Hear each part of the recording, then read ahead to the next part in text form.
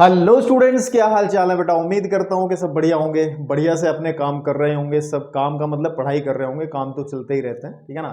तो आज के इस लेक्चर के अंदर बेटे हम एक्सरसाइज 10.2 का इंट्रोडक्शन करेंगे। आप लोगों को पता है 10वां चैप्टर क्लास 11th हम लोग कर रहे हैं, और इससे पहले वाले 5 लेक्चर्स के अंदर हमने 10.1 को सॉल्व किया है और उसका इंट्रोडक्शन किया है। 10.1 के अंदर हमने बहुत ही ज़रूरी चीज़ एक सीखी थी, और वो थी रेखा का ढाल, है ना। कोई भी लाइन हो अगर आपके पास में, रेखा का ढाल क्या होता है, ये चीज हम पढ़ के आए थे, जिसकी बहुत जरूरत है। That's a very important topic, क्योंकि इस टॉपिक के बिना हम आगे नहीं बढ़ पाएंगे। और अगर बात करें 10.2 के इंट्रोडक्शन की, तो इस 10.2 के इंट्रोडक्शन के बिना आप लोग आगे के चैप्टर्स भी नहीं कर पाएंगे। यानी कि जैसे 11वां चैप्टर आपका है शंकु परिच्छेद वाला, कॉनिक सेक्शन वाला, वो वाला चैप्टर, और क्लास 12th में भी बहुत सारे काम हम लोग करेंगे, जिसमें इस 10.2 की बहुत सारी बातें आपको इस्तेमाल में लानी होंगी, ठीक है। तो बहुत गहरा, बहुत ही अच्छे से इसको समझना है 10.2 के इंट्रोडक्शन को। और इसके अंदर हमें बेसिकली पढ़ना क्या है, वो टॉपिक लिखा है कि रेखा के समीकरण हमें पढ़ने हैं। रेखा के विविध रूप पढ़ने हैं, समीकरण के विविध रूप, मतलब बहुत सारी फॉर्म होती हैं रेखा के समीकरण की, है ना। तो उसको हमें पढ़ना है। तो इससे पहले ये चीज जरूर लेके आए अपने साथ इस लेक्चर के अंदर। रेखा का ढाल क्या होता, हमने इसके इसको एम से डिनोट करते हैं, इसके 2 फॉर्मूले पढ़े थे कि अगर कोई लाइन एक्स एक्स की पॉजिटिव डायरेक्शन से थीटा एंगल बनाती है, यानी कि उसको झुकाव अगर थीटा हो, तो एम को फाइंड आउट करने का जो तरीका था वो टेन थीटा था बेसिकली, है ना। तो हम एम यानी कि जो स्लोप है, ढाल है, या इसको प्रवणता भी कुछ लोग कहते हैं, तो एम जो है, स्लोप जो है, ऐसे फाइंड आउट की जाती है अगर आपको झुकाव दिया हो, है ना, अगर आपको झुकाव दिया हो। लेकिन एक चीज और थी कि अगर हमारे पास में कोई लाइन है विच पास थ्रू, जो 2 पॉइंट से होकर जाती है, जैसे ये पहला पॉइंट हमने x1 कोमा y1 कह दिया, और दूसरा पॉइंट हमने कह दिया x2 एंड कोमा y2, ठीक है ना। और अगर किसी रेखा के ऊपर, है ना, किसी रेखा के ऊपर, इस रेखा को मैं L कह देता हूं, इस रेखा L के ऊपर 2 पॉइंट्स हमारे पास पता है x1 y1 x2 y2, तो तब हम लोग ढाल कैसे निकालते हैं, स्लोप कैसे निकालते हैं, उसका फॉर्मूला हमने पढ़ा था वहां पे कि that's y2 minus y1 upon x2 and minus x1। तो ये 2 फॉर्मूले हम लोग अपने साथ अच्छे से लेकर के आए हैं 10.1 से। तो अब बात करते हैं 10.2 के इंट्रोडक्शन की। और मेरे भाई 10.2 के इंट्रोडक्शन को थोड़ा सा दिमाग की बत्ती जला करके समझना, बहुत इंपॉर्टेंट है, बहुत फील करने वाला है। फील का मतलब है अगर आप डायरेक्ट फॉर्मूला बेस जाओगे ना, तो आई थिंक यहाँ तो काम चला लोगे बेटे, आगे के लिए आपको प्रॉब्लम्स रहेंगी। तो इसको फील करना है। फील मतलब, फील चीजें कब होती हैं, फील होती हैं अगर आप लोग अच्छे से उसका डायग्राम बना पा रहे हैं, ठीक है। जब डायग्राम बनता है, चित्र बनता है किसी भी चीज का, तो अच्छे से फील होता है ना।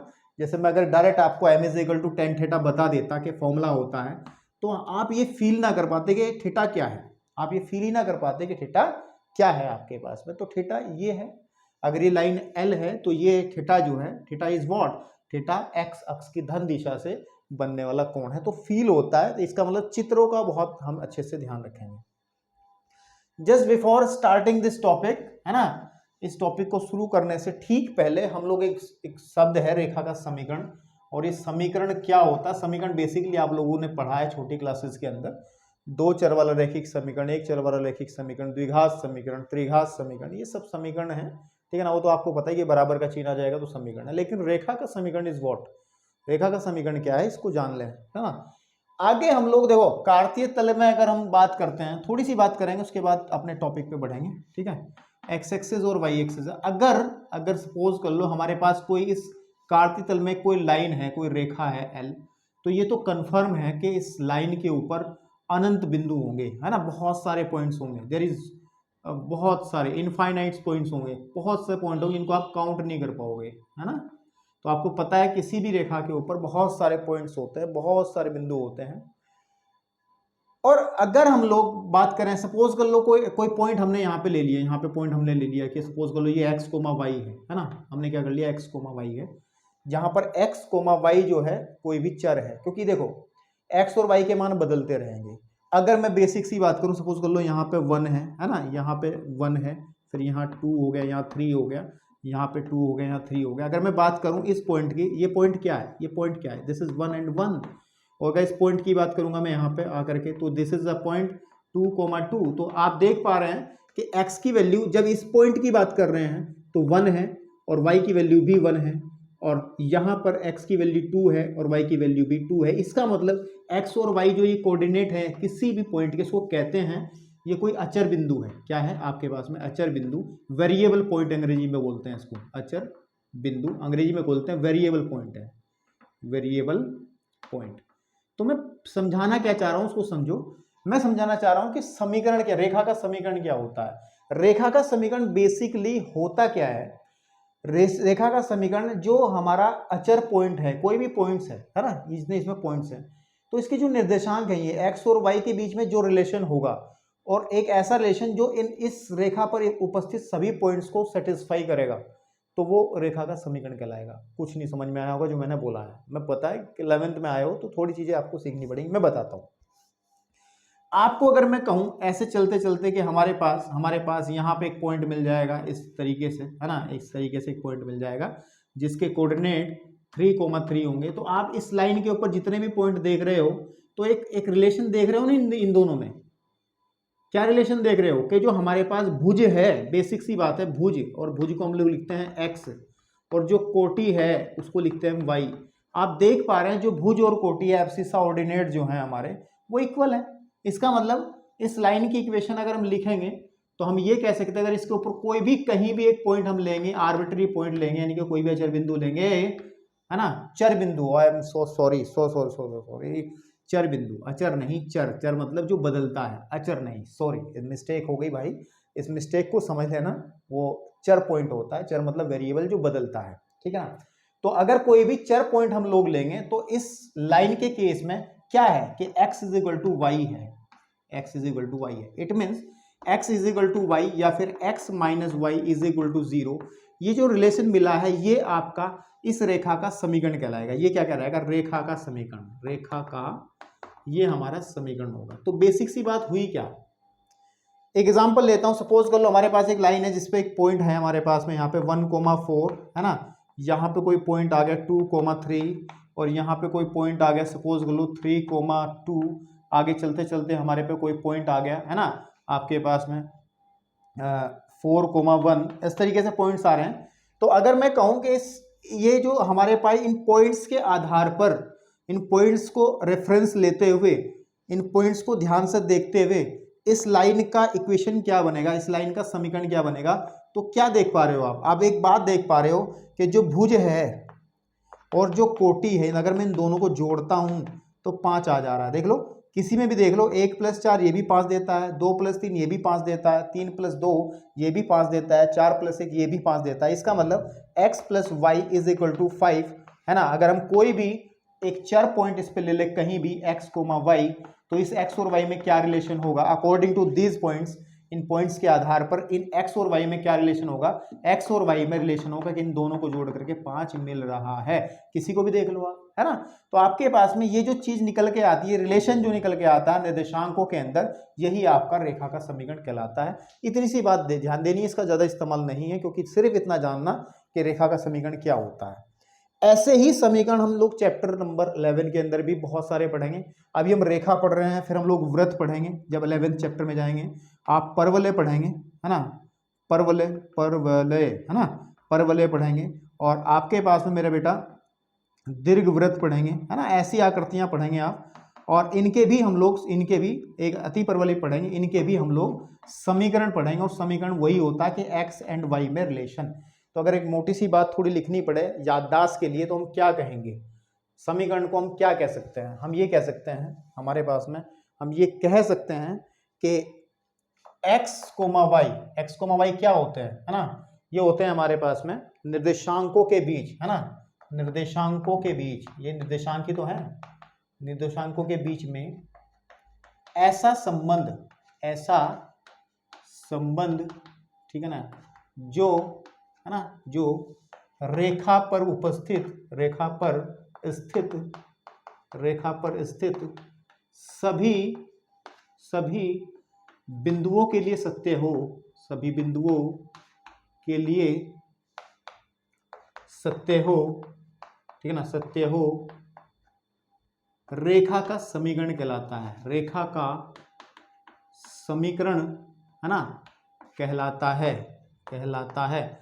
तो ये रेखा का समीकरण क्या होता है हमने इसको बता दिया। इसको थोड़ा सा याद रख लो, एक्स एंड वाई निर्देशांकों में एक ऐसा संबंध जो रेखा पर स्थित सभी बिंदुओं के लिए सत्य हो, रेखा का समीकरण कहलाता। देख लो ना, हमने इस लाइन के लिए, जो लाइन मेरी ये लाइन है, ये वाली लाइन है, इसके लिए जो इक्वेशन बनाया है वो x plus y is equal to 5 बनाया है। अब आप कोई भी पॉइंट ले लो, आप कोई भी पॉइंट वेरीफाई कर लो। मान लीजिए ये पॉइंट अगर मैं x की जगह यहाँ पे 2 रखता हूँ, y की जगह मैं 3 रखता हूँ, तो इट्स वेरी सिंपल टू से, तो 2 प्लस 3 इज इक्वल टू 5 बिल्कुल सेटिस्फाई कर रहा है, बिल्कुल सत्य है ना आपके पास, बिल्कुल सत्य है। ये रिलेशन जो है x और y का, ये रिलेशन हर एक पॉइंट के लिए सत्य होगा, है ना, जो पॉइंट्स गिवन है या इस लाइन के ऊपर जितने भी होंगे।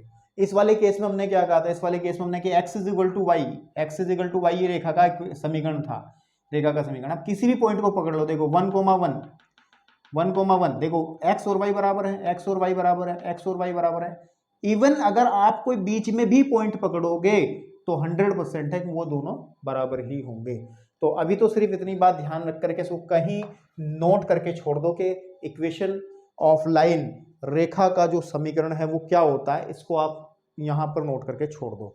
हमें इसी क्रम को आगे बढ़ाते हुए रेखा के समीकरण के विविध रूप पढ़ने हैं, क्योंकि बहुत सारी फॉर्म्स हैं, बहुत सारी मतलब 6 फॉर्म्स हैं, टोटल 6 रूप हैं रेखा के समीकरण के, 6 रूप हैं। उन 6 के 6 को हमें फील करना है और अच्छे से समझना है, क्योंकि उसके बिना गाड़ी आगे नहीं चलेगी मेरे बेटा, ठीक है। तो जरा फटाफट वीडियो को पॉज करो, जो ठीक लगता हो इस खिचड़ी में से निकाल करके खा लो, ठीक है ना। चलिए बेटा, अब हम लोग बात करते हैं, जितना पढ़ा है उसको अब मेन लाइन में लाते हैं। अब हमें पढ़ना है कि रेखा के विविध समीकरण के विविध रूप। तो उसमें सबसे पहली जो फॉर्म है, और फॉर्म क्या कहें, ये तो रेखाओं के समीकरण है, स्टैंडर्ड लाइंस हैं, क्षैतिज और ऊर्ध्वाधर रेखाएं, है ना। क्षैतिज को अंग्रेजी में हॉरिजॉन्टल एंड वर्टिकल लाइंस के समीकरण कैसे होते हैं, इस संबंध में बात करनी है। वैसे ये क्लास 9th में सीखा था, लेकिन उसको बहुत डिटेल से यहाँ देखना है ताकि वहां भी पक्का हो जाएगा। देखो सबसे पहले आप समझिए, मैं क्षैतिज रेखा की बात करता हूँ, सबसे नंबर 1 इसमें उठा लेता हूँ मैं, क्षैतिज रेखाएं। कौन सी रेखाएं? क्षैतिज रेखाएं।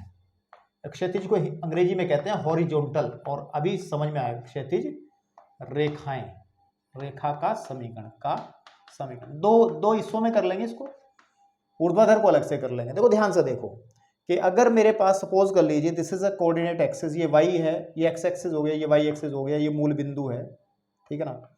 देखो क्षैतिज अक्ष, हम आपको पता है कि x अक्ष को आप क्षैतिज अक्ष भी कहते हैं, है ना। आपके पास में ये क्षैतिज अक्ष है ना, क्षैतिज हॉरिजॉन्टल, जो बिल्कुल समांतर है नीचे ऐसे। तो x अक्ष के समांतर जितनी भी रेखाएं खिंचती हैं वो सारी की सारी क्षैतिज रेखाएं कहलाती हैं, या फिर हॉरिजॉन्टल लाइंस कहलाती हैं। मान के चलो कि आपके पास में वो मूल बिंदु से ऊपर की तरफ भी हो सकती हैं। ये वाली लाइन L1 हो गई, सपोज कर लो, आपके पास में एक लाइन L2 हो गई, एक लाइन L3 है। इस तरीके से मूल बिंदु से ऊपर जाएं या फिर मूल बिंदु से नीचे की तरफ आएँ, आपके पास में L4 हो गई, यहाँ पे L5 हो गई। तो इस तरीके से अनंत रेखाएं खींची जा सकती हैं, और ये सारी रेखाएं क्षैतिज रेखाएं कहलाती हैं, क्योंकि ये x अक्ष के समांतर है। वो सभी रेखाएं जो x अक्ष के समांतर है क्षैतिज रेखा यानी कि हॉरिजॉन्टल लाइंस कहलाती हैं, ध्यान रखना इस बात का। और x अक्ष तो अपने आप में क्षैतिज अक्ष है ही है।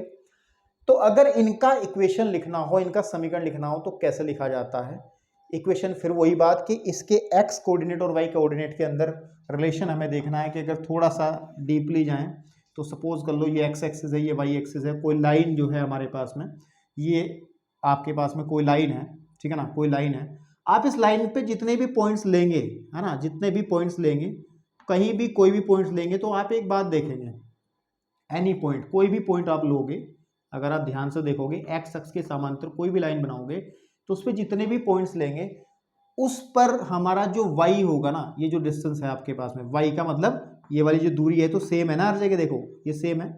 अगर ये दूरी हम सपोज कर लेते हैं दिस इज b, ये हम कह लेते हैं b है, ये क्या है हमारे पास में दूरी b है, तो ये कंफर्म सी बात है कि हर जगह ये b ही रहेगी, जितनी ये b ही यहाँ रहेगी, b ही यहाँ रहेगी, b ही यहाँ रहेगी, तो एवरीवेयर, है ना, हर जगह ये b ही रहेगी।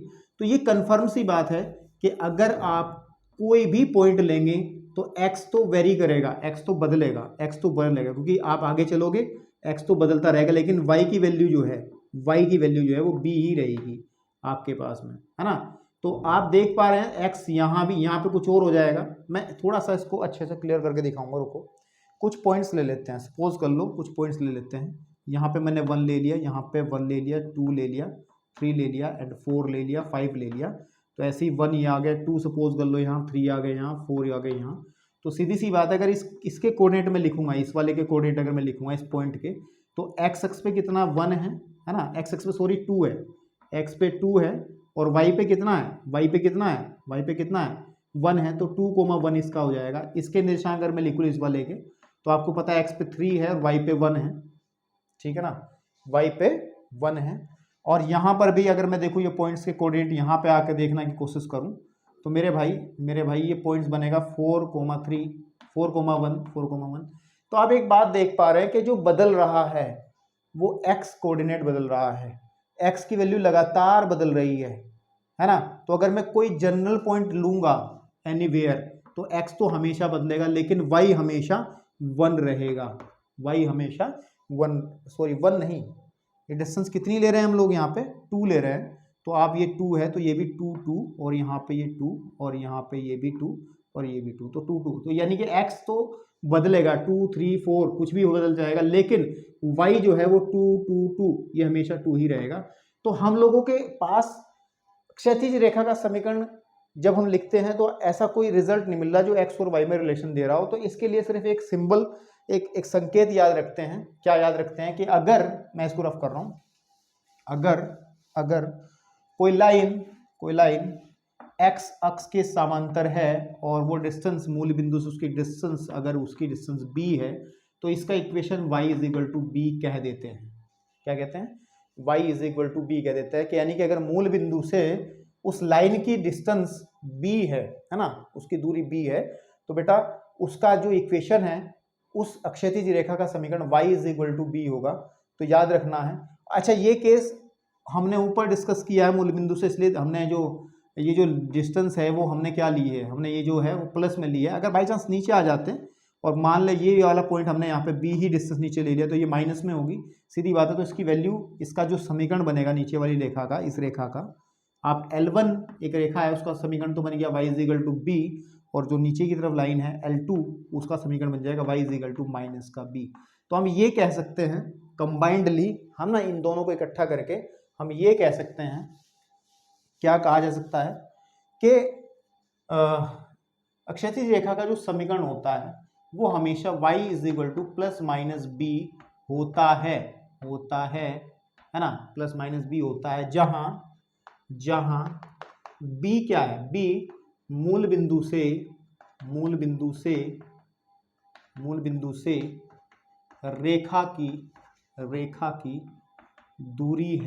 रेखा की दूरी है। तो उसको आप यहाँ डायग्राम बनाएंगे जो उतारने के लिए बनाना है। This is x axis, y axis. Suppose कर लो ये लाइन है और ये डिस्टेंस हमारे पास में b है, ये मूल बिंदु है, तो इसका इक्वेशन बनेगा y is equal to b।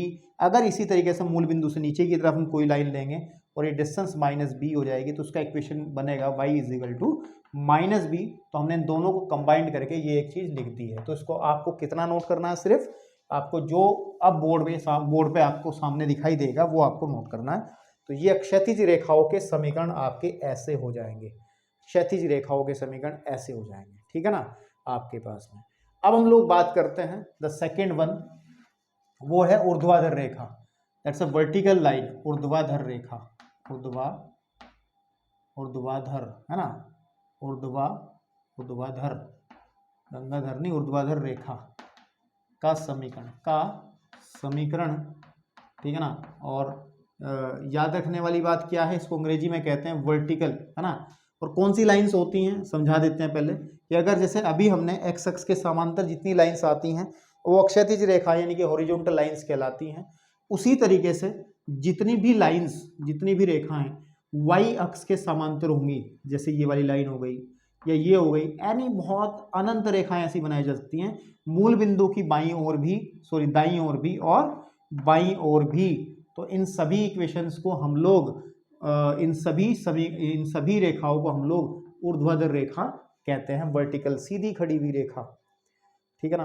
क्योंकि आपको पता है कि वाई अक्ष को हम ऊर्ध्वाधर अक्ष भी कहते हैं ना, वाई एक्स को क्या कहते हैं, ऊर्ध्वाधर अक्ष, वर्टिकल एक्सिस भी कहते हैं। तो इसका इक्वेशन कैसे लिखा जाएगा, सेम प्रोसीजर से लिखा जाएगा। तो ध्यान से देखेंगे, देखो सपोज कर लीजिएगा कि हमारे पास में ये एक्स एक्सिस हो गया, ये वाई एक्सिस हो गया। मैं भी कह रहा हूँ कि बेटे चित्र का बहुत महत्व है इस चैप्टर में, आपको फील आना जरूरी है, चित्र से ही फील आएगा कि कोई लाइन है विच इज जो वर्टिकल है यानी कि ऊर्ध्वाधर है और वाई एक्स के समांतर होगी होगी, और सपोज कर लो इसकी दूरी जो है वो वाई एक्स से दूरी आपके पास में या मूल बिंदु से दूरी, उसकी ये जो दूरी है वो ए है। कितनी है, ए है। तो इसका इक्वेशन बन जाए, क्योंकि ये मूल बिंदु से इधर की तरफ है तो उसका समीकरण बनेगा x is equal to a, x is equal to a, ठीक है। और ऐसे ही अगर पीछे की तरफ जाए हम लोग तो ये आ जाएगा x is equal to minus a, या कंबाइंडली हम ये कह सकते हैं ऊर्ध्वाधर रेखा का समीकरण x is equal to plus minus a होता है जहां ए, ठीक है ना, ए मूल बिंदु से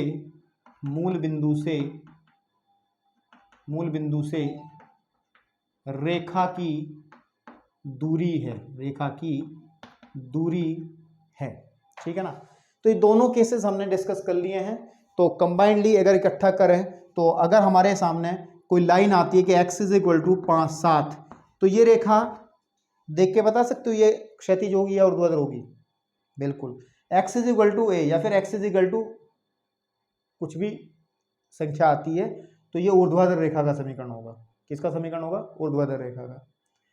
और अगर y इज इक्वल टू मान के चलो 10 आ जाता है या कुछ भी कोई भी संख्या आ गई, एनी संख्या 1000 आ जाता है, तो आप ये कहोगे ये लाइन कौन सी है, ये भी एक समीकरण। आपको ये तो मान है, ये तो y का मान है, हाँ बिल्कुल सही बात है, ये एक मान है, लेकिन ये संकेत है एक क्षैतिज रेखा का भी कि y इज इक्वल टू 1000, मतलब कि एक ऐसी क्षैतिज रेखा जिसकी मूल बिंदु से दूरी 1000 मात्रक है, ठीक है ना आपके पास में। तो ये फटाफट इसको नोट करो और फिर हम लोग अगले टॉपिक की तरफ बढ़ते हैं, और जो कि बहुत ज़रूरी है, ठीक है ना। इसी क्रम में एक एग्जाम्पल इसको मैं हटा रहा हूँ, एक एग्जाम्पल आपके एनसीईआरटी में दिया, उसके बारे में बात करते हैं। एग्जाम्पल नंबर 6 दिया, अगर आप ध्यान से देखेंगे एग्जाम्पल नंबर 6 के अंदर क्या बात हो रखी है उसको ध्यान से देखते हैं, ठीक है, उसको ध्यान से देखते हैं। एग्जाम्पल नंबर 6 में क्या कह रहा है वो आप अपनी एनसीईआरटी में देख सकते हैं कि अक्षों के समांतर, है ना, देखो मैं लिख देता हूं, ये कह रहा है अक्षों के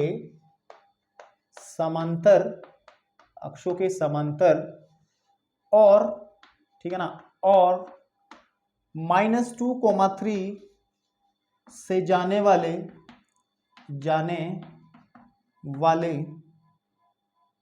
वाली रेखाओं, ठीक है ना, रेखाओं के समीकरण ज्ञात करो, ठीक है बेटा। तो ये हमें बताना, समीकरण ज्ञात करो। देखो वैसे तो अगर हम इस पॉइंट को प्लॉट करने लगे, है ना, this is x axis y axis और ये मूल बिंदु है, ठीक है, फिर कहूँगा चित्र बनाने की कोशिश करो ताकि फील आए।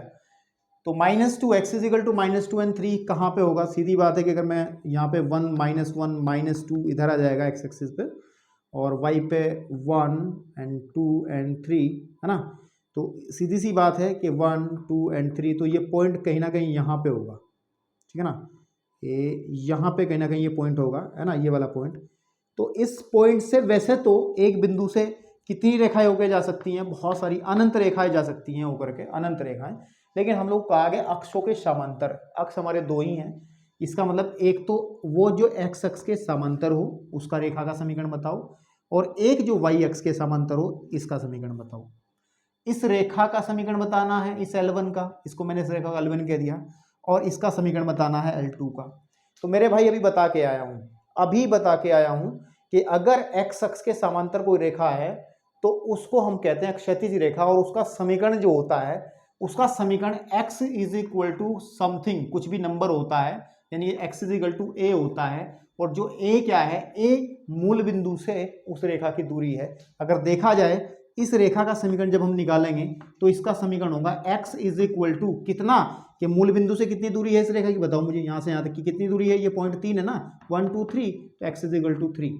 तो सीधी बात है x अक्ष के समांतर जो रेखा आएगी उसका समीकरण बन जाएगा x इज इक्वल टू 3, है ना। ये पॉइंट कौन सा है, 2,3, -2,3, -2,3।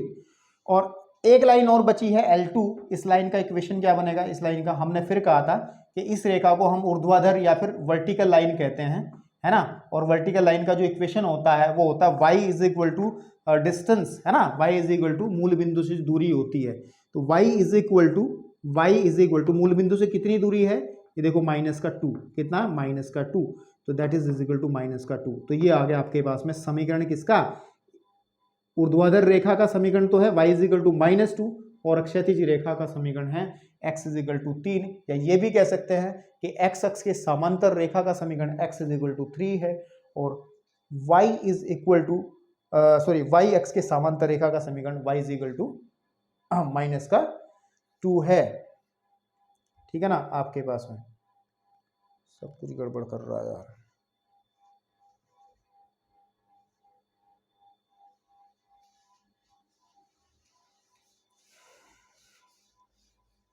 देखेगा फिर डाउन हो जाएगा।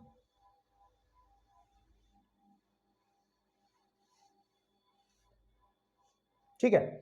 तो इस एग्जांपल के अंदर बेसिक कॉन्सेप्ट हमारा बिल्कुल क्लियर हो जाएगा, जो हमने सीखा है अब तक, जो खिचड़ी बनाई है ना उसको हमें अब इससे ना बहुत अच्छे से क्लियर हो जाएगा, है ना। अभी हमने जो सीखा है कि क्षैतिज रेखा का समीकरण और ऊर्ध्वाधर रेखा का समीकरण, पहले उसने कहा क्या है, ध्यान से देखो। उसने कहा है कि अक्षों के समांतर -2,3 से जाने वाली रेखाओं के समीकरण में ज्ञात करने हैं। तो बेसिक सी बात है, डायग्राम अगर हम बना लें, क्योंकि डायग्राम बनाने से ही फील होगा और डायग्राम बनाने से ही बात बनेगी, है ना। एक्स एक्सिस और वाई एक्सिस ये आपका मूल बिंदु है और हम लोग क्या करना चाह रहे हैं, इस -2 और 3 को प्लॉट करना चाह रहे हैं इसके अंदर। तो x इज इक्वल टू -2 का मतलब पीछे की तरफ आएंगे, दैट इज -1 एंड माइनस का यहाँ पे -2 हो जाएगा। और y इज इक्वल टू 3 का मतलब है कि प्लस में, तो इसका मतलब 1, है ना, और यहाँ पे 2 और यहाँ पर 3। तो मेरे भाई जो पॉइंट्स बनेगा हमारा लगभग कहीं ना कहीं यहाँ को वो पॉइंट मिल जाएगा मेरे को। ठीक है, दिस इज अ पॉइंट -2,3। तो अब उसने ये कहा, वैसे तो एक पॉइंट से, एक बिंदु से, किसी एक बिंदु से होकर जाने वाली रेखाओं की संख्या अनंत होती है, जिनको आप बता भी नहीं पाओगे, है ना। लेकिन हमें कंडीशन दी है कि अक्षों के समांतर बात करनी है। तो अक्षों के समांतर तो दो ही रेखाएं बनेंगी, एक तो x अक्ष के समांतर जिसको हम क्षैतिज रेखा कहेंगे, एक y अक्ष के समांतर जिसको हम लोग ऊर्ध्वाधर रेखा कहेंगे। तो सबसे पहले मैं बात करता हूँ क्षैतिज रेखा की। ठीक है ना। तो ये जो लाइन है, ये एक लाइन जा रही जो x अक्ष के समांतर, इसको मैं L1 कह रहा हूँ। अब मेरी बात सुनो, मैंने अभी आपको लिखवा के आया हूं कि अगर हमें x अक्ष के समांतर कोई भी रेखा का समीकरण लिखना है, दैट्स वेरी सिंपल टू से, ये वाली डिस्टेंस कितनी है, ये वाली डिस्टेंस कितनी है मेरे भाई, उसको देख लो, और y इज इक्वल टू वो डिस्टेंस कितनी है, ये 1 2 3, तो 3, तो y इज इक्वल टू 3 जो है इस रेखा का समीकरण बन जाएगा, इस क्षैतिज रेखा का समीकरण बन जाएगा। मेरे भाई समझ में आ रही बात। इस क्षैतिज रेखा का समीकरण जो बनेगा वो y इज इक्वल टू 3 बनेगा, क्योंकि मैंने अभी बता के आया हूँ y is equal to a, y is equal to b, किसी भी y इज इक्वल टू, मैंने कहा था प्लस माइनस b, किसी भी क्षैतिज रेखा का समीकरण होता है जहां पर b इज व्हाट, b क्या होता है, मूल बिंदु से उस रेखा की दूरी होती है। तो मूल बिंदु से इस रेखा की दूरी तो 3 है, तो इसका मतलब y इज इक्वल टू 3 इसका समीकरण बन जाएगा आपके पास में। ठीक है बेटा, चलिए अब दूसरी चीज आई हमारे पास में, अक्षों एक्स अक्ष के बारे में बात कर ली। अब ऊर्ध्वाधर यानी कि वाई अक्ष के समांतर कौन सी बनेगी, ऐसे बनेगी आपके पास में। और वाई अक्ष के समांतर रेखा का समीकरण होता था x is equal to plus minus a. ठीक है ना, यानी कि जहां पर x is equal to a आपके पास में क्या होती है, डिस्टेंस। अब देखो इस लाइन को मैं L2 कह रहा हूं, और आप मुझे बताइए इसका समीकरण बनेगा एक्स इज इक्वल टू ए। ए का मतलब इसकी मूल बिंदु से कितनी दूरी है। अब मूल बिंदु से कितनी दूरी है इसकी, -2, तो x इज इक्वल टू -2। तो आप ध्यान रखें कि जो क्षैतिज रेखा है, क्षैतिज रेखा है, अब क्षैतिज रेखा यानी कि जो L1 है, L1 का जो समीकरण होगा that is y is equal to 3, और जो ऊर्ध्वाधर रेखा है, कौन सी रेखा है, ऊर्ध्वाधर रेखा है, ऊर्ध्वाधर रेखा जो है ना, उसका इक्वेशन होगा x इज इक्वल टू -2, तो ये 2 आंसर आपको आ गए, है ना। इससे एक बात क्लियर हो रही है कि इस तरीके के सवाल को बहुत ध्यान से देखने की जरूरत है और एकदम से डायरेक्ट अप्लाई करना है क्वेश्चंस के अंदर। कि सपोज कर लो कि हमारे पास में कोई पॉइंट दिया है, ये पॉइंट हमें दिया है कि 3,7 दिया है और कह रहा है कि इस पॉइंट से जाने वाली एक्स अक्ष के समांतर रेखा का समीकरण क्या होगा। 2 केस है इसमें, x is equal to 3 and y is equal to 7। तो x इज इक्वल टू 3 किसको रिप्रेजेंट करेगा, ये तो करेगा y अक्ष के समांतर रेखा को, y अक्ष के समांतर। और y इज इक्वल टू 7 किसको रिप्रेजेंट करेगा, x अक्ष के समांतर, x अक्ष के समांतर। और इसी को हम लोग कहते हैं ऊर्ध्वाधर रेखा, इसको कहते हैं हम लोग क्षैतिज रेखा। अगर कोई पॉइंट दिया है तो उस पॉइंट से ही हम लोग बता सकते हैं कि उस पॉइंट से जाने वाली अक्षों के समांतर जो क्षैतिज और ऊर्ध्वाधर रेखाएं हैं उनके समीकरण फटाफट बन जाएंगे। सीधी बात है, एक्स अक्ष के समांतर तो y इज इक्वल टू ले लो और y अक्ष के समांतर तो x इज इक्वल टू ले लो। तो ये आपका बड़ा सिंपल सा एक कॉन्सेप्ट है, अगर आपको समझ में आया हो तो, ठीक है ना। तो अब हम लोग बढ़ते हैं बड़ी इंपॉर्टेंट फॉर्म की तरफ, और वो फॉर्म है, तब तक आप इस वीडियो को पॉज कर लो और नोट कर लो ताकि मैं आगे आपके सामने बात कर सकूं। चलिए जी, अब अभी तक जो मैंने आपको बात बताई बेटे वो बताई है कि अक्षों के समांतर अगर रेखाओं के समीकरण लिखने हैं तो कैसे लिखते हैं वो हमने देख लिया। लेकिन अगर अक्षों के समांतर ना होकर के हमारे पास कुछ इस तरीके से इस तरीके से इस तरीके से कोई लाइंस आए तो उनका समीकरण कैसे लिखा जाता है, तो उस चीज को समझने के लिए हमारे पास अब कई तरीके हैं। और यहाँ से शुरू होता है वो खेल कि समांतर वाले तो अलग केस हो गया, अब अगर इस तरीके की लाइन से उनके समीकरण कैसे लिखे जाते हैं तो उसमें सबसे पहला फॉर्म आप कह सकते हो, इसको नंबर 1 भी कह सकते हो, वो तो अलग टॉपिक था जो हमने बता दिया। बिंदु ढाल रूप, इसको अंग्रेजी में कहते हैं पॉइंट स्लोप फॉर्म, और बहुत ध्यान से इसको समझना है। इसका मतलब ये है कि आप लोगों को इक्वेशन अगर निकालना है किसी भी रेखा का तो गिवन डेटा क्या होगा, आपको एक बिंदु दिया होगा, जो दिया होगा आपको, है ना, दिया है, क्या दिया होगा आपको, एक पॉइंट दिया है, एक तो दिया जाएगा एक बिंदु, है ना, एक तो वन रेखा पर एक बिंदु दिया होगा, रेखा पर एक बिंदु, ठीक है ना, एक बिंदु आपको दिया जाएगा, और दूसरी चीज दी जाएगी ढाल, और रेखा का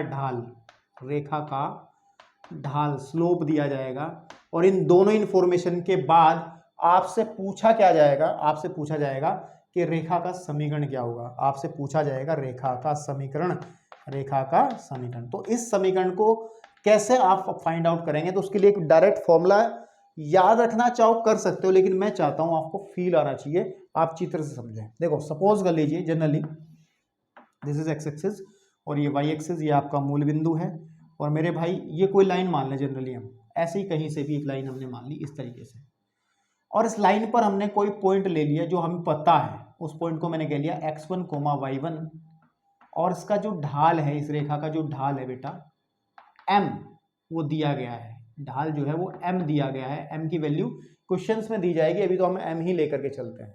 तो इसका समीकरण कैसे लिखा जाएगा, देखो तो हम क्या करते हैं समीकरण निकालने के लिए, इस पर एक पॉइंट मान लेते हैं, है ना, क्योंकि जो समीकरण होता है, समीकरण में क्या होता है, समीकरण अभी हम बता के आएंगे, जो समीकरण होता है रेखा का समीकरण, रेखा का जो समीकरण है बेसिकली वो क्या है, समीकरण वो रिलेशन है, संबंध है ना, संबंध है किसमें, x और y में, किसमें, x और y में। तो हम क्या करते हैं कि इसके ऊपर एक जनरल, एक हमारे पास चर पॉइंट, एक वेरिएबल पॉइंट्स मान लेते हैं x, y, ठीक है ना। अब मेरी बात सुनो, अब आप मेरी बात सुनो, देखो इसका ढाल m है, इस पर 2 पॉइंट्स पता चल गएगा मैं, x1 y1 x2 और सॉरी x1 y1 और x और y, है ना। तो मेरे भाई हम अगर एक ढाल वाला कॉन्सेप्ट लगाएं तो m कैसे फाइंड आउट करते थे, m कैसे फाइंड आउट करते थे जब आपको 2 पॉइंट्स पता होते थे, कैसे फाइंड आउट करते थे, एक फॉर्मूला हमने 10.1 में सीखा है कि अगर इसके कोऑर्डिनेट x1, y1 हैं और इसके कोऑर्डिनेट हमारे x2 और y2 हैं, तो हम लोग इस लाइन की जो स्लोप है वो निकाल देते हैं, m is equal to y2 minus y1 upon x2 minus x1, इस फॉर्मूले से निकाल देते हैं। तो इस फॉर्मूले को उसमें भी तो अप्लाई कर सकते हैं, तो m को निकाला जा सकता है, ये 2 पॉइंट्स है, ये x1 y1, इसको कह दो आप x2 और इसको कह दो y2, तो सीधी बात है कि y minus y1 upon x minus x1, या इसको अगर सही तरीके से हम लोग लिखें क्रॉस मल्टीप्लाई करके कि m into x minus x one that is y minus y one, या ऐसा लिख लो y minus y one is equal to m x minus x one. तो यही हमारा वो रिजल्ट है। दिस इज रिजल्ट जब आपको किसी रेखा पर एक पॉइंट दिया जाएगा, कौन सा, x1 कोमा y1, और किसी रेखा की प्रवणता m दी जाएगी, तो उसका समीकरण जो है, ठीक है ना, तब रेखा का समीकरण जो है, रेखा का समीकरण आप लोग इस फॉर्मूले से निकाल सकते हो, ठीक है ना, इस फॉर्मूले से निकाल सकते हो, उसको अच्छे से फील कर सकते हो आप, है ना। इसमें आपको बहुत अच्छे ध्यान रखना, इसको कहते हैं पॉइंट स्लो फॉर्म। और इस को थोड़ा सा अच्छे से और समझने के लिए आपकी बुक के अंदर एग्जाम्पल नंबर 7 दिया है, उदाहरण नंबर 7 की अगर हम बात करें, एग्जाम्पल नंबर 7 में देखो उसने क्या कहा है, -2 और -3 से जाने वाली, है ना, एक पॉइंट दिया है, एक पॉइंट दिया है ना, आपके पास में अगर मैं बात करूं कि कोई हमारे पास लाइन है और उस पर कोई पॉइंट दिया है, ठीक है ना, ऐसे ही कर लो ना, डायरेक्ट अप्लाई करना ना फॉर्मूला। तो पॉइंट हमें दिया गया है, बिंदु जो दिया गया है, बिंदु है ना, वो दिया गया -2, -3, और जो ढाल दिया गया है, ढाल, और ढाल को हम लोग कहते हैं m दिया गया है 4। तो समीकरण बताना है, क्या बताना है, समीकरण। तो लगा लो this is x1 and this is y1, तो इस फॉर्मूले को अप्लाई करो, y माइनस y1 मतलब 3 इज इक्वल टू m क्या है, 4 इंटू एक्स माइनस x1 का मतलब हो गया माइनस का 2, तो इसको सॉल्व कर लो आप। जब इसको सॉल्व करोगे तो y minus 3 is what 4x plus 8, है ना। इसको जब सिंप्लीफाई करोगे तो हमारा इक्वेशन बन करके सामने आ जाएगा, यानी कि इसका इक्वेशन जो बनेगा वो 4x प्लस वाई प्लस 5, है ना। आप इसे सॉल्व कर लोगे, जब इसको सॉल्व करोगे आप तो ये बन जाएगा आपका, कर लोगे ना, मतलब स्टैंडर्ड फॉर्म में अगर लेके आओगे, मैं यहाँ लिख देता हूँ 4x plus Y and plus का 5 इज इक्वल टू 0। इसको सॉल्व करके हमारा ये आ जाएगा। देख लो ना आप जब क्या करोगे आप ठीक है ना, आपके पास में, ठीक है। तो y इज इक्वल टू, जो प्रवणता है इन्होंने माइनस का दी है, ये ध्यान रखना है, जो ढाल दिया है ये क्या दिया है, माइनस का 4 दिया है, तो ये माइनस का लेके चलेंगे, दैट इज माइनस का ये आ जाएगा और माइनस का ही ये आ जाएगा। तो जब इसको उधर उठा करके लाएंगे तो 4x प्लस का, और फिर y तो प्लस का है ही है, और प्लस का 8 इधर आएगा तो 8 में से 3 घटेगा तो 5 बन जाएगा। तो ये इक्वेशन आपका बन जाएगा। एग्जाम्पल नंबर 7 से आपको इस फॉर्मूले को कैसे अप्लाई करना है वो क्लियर हो जा रहा है, ठीक है ना। तो चलिए अब इसकी अगली फॉर्म की तरफ बढ़ते हैं बहुत तेजी से, ठीक है।